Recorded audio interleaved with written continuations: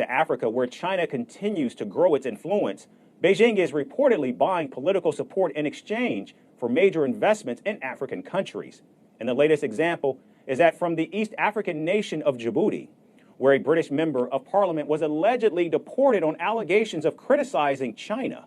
British MP Tim Lawton, who belongs to Prime Minister Rishi Sunak's Conservative Party, says he was deported during a trip to the country due to its close ties to China. Now, Lawton also claims that he was detained for more than 7 hours at the airport and was sent back on the next available flight. He added, and I quote, "This was another example of how the tentacles of the Chinese Communist government extend far and wide, and their malign influence in sensitive parts of Africa is particularly worrying," end quote. Now, the Chinese embassy has called the allegations purely baseless, saying in its attempt to poison China and UK relations. In 2021, Beijing had imposed sanctions on 7 British parliamentarians, including Lawton.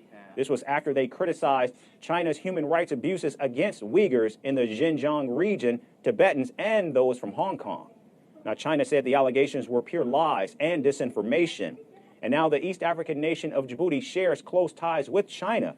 In fact, the country has received billions of dollars of investments from Beijing, including a new stadium, a hospital, and a $1 billion spaceport. The Chinese government has also built a naval base in Djibouti where it has stationed 2,000 troops. As of now, the Asian giant reportedly holds more than $1.4 billion of Djibouti's debt, which is actually 45% of its GDP. And not just Djibouti, but the whole continent of Africa has for years played an important role for China as a reliable supplier of natural resources.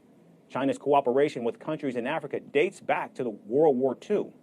And Beijing has positioned itself as a spokesperson for developing and underdeveloped countries in Africa, which today are part of the global South.